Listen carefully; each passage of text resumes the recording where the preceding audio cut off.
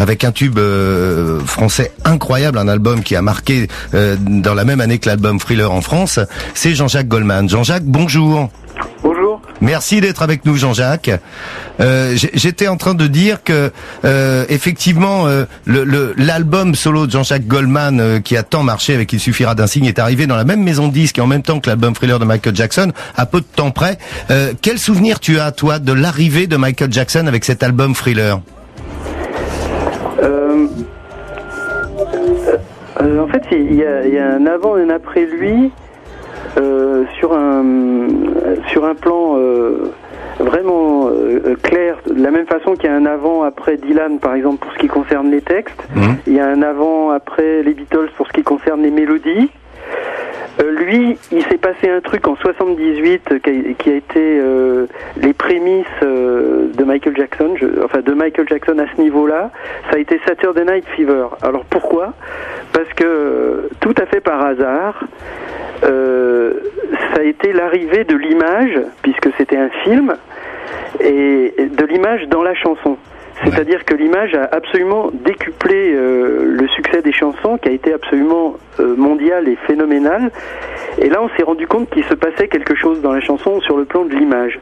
Et lui, ça a été le premier à intégrer ça et à l'organiser, on va dire, de façon systématique, en investissant énormément sur les clips, sur ses productions scéniques, et tout ça avec du talent, et ça a mis tout à coup ces chansons ont été boostées par rapport à tout ce qui se faisait, quoi. Ça a été, donc il y a un avant lui et un après lui sur le plan de l'image avant tout.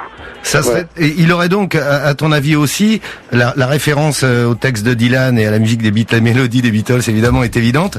Ça aurait été, est-ce que à ton avis ça a été organisé aussi d'une façon un peu marketing, c'est-à-dire marketer un peu la musique et la vendre d'une façon planétaire? Je dirais pas ça, parce que ce soit sur scène ou que ce soit dans ses clips, il y a une donnée artistique. Je pense pas qu'il y a un désir. Quand Dylan a pris des chansons folk et qu'il a commencé à y mettre des textes absolument nouveaux et qui disaient quelque chose, le protestant et tout ça, ça n'était pas un truc marketing, c'était tout à coup un désir. Quand Berger, qui est d'une culture de musique classique et de chansons françaises traditionnelles et en même temps de musique anglaise, décide d'essayer de faire un amalgame des deux, il ne s'agit pas d'un truc marketing, il s'agit d'un désir. Voilà. Donc lui, tout à coup, Michael Jackson, il faisait de la musique et tout à coup il est fasciné par toutes ces images et il décide d'en faire une démarche artistique, et il se trouve que sur le plan marketing ça a marché, mais au départ je pense qu'il s'agit strictement d'une volonté artistique. Jean-Jacques Goldman, est-ce que tu te souviens de l'arrivée de Thriller? Je disais que vous étiez dans la même maison de disques tout à l'heure, et c'est vrai au début des années 80. Est-ce que tu te souviens de ce qu'on disait à l'époque quand cet album est arrivé, de l'impression que ça donnait dans la maison de disques? T'étais la star pour la maison de disques en France, et subitement ils avaient une star planétaire à gérer. Quel souvenir tu as de ça? Tout ce que tu viens de raconter, quoi, c'est ça. Tout à coup, il est arrivé un phénomène, voilà.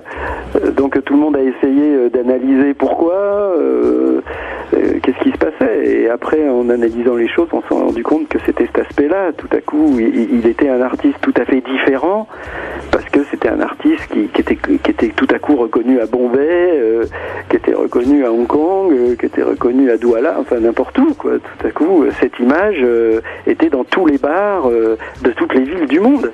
Ça, c'était absolument nouveau. Il y a eu Marley, peut-être un peu à son insu, mais qui était resté quand même dans des publics. C'était plus quand même en Afrique, par exemple, qu'aux Indes et qu'en Amérique du Sud. Tandis que lui, tout à coup, ça a été partout. Est-ce que tu as vu Michael Jackson sur scène? Non. Jamais? Non. Est-ce que tu as un album qui t'a particulièrement marqué, que ce soit Bad, Dangerous ou Thriller peut-être? Non, franchement, j'étais un consommateur comme tout le monde. voilà, enfin, c'était pas tout à fait mon monde musical. J'étais extrêmement respectueux. Il faut pas oublier non plus le compositeur qu'il est. Hein. Oui. We Are the World, tout ça, ça a l'air de rien, mais il faut les sortir ces mélodies-là. Bon, même quand il a travaillé avec McCartney, il a jamais été un usurpateur, ce gars-là. Hein. C'est pas uniquement un truc, c'est un musicien. Hein. Voilà. Et un arrangeur.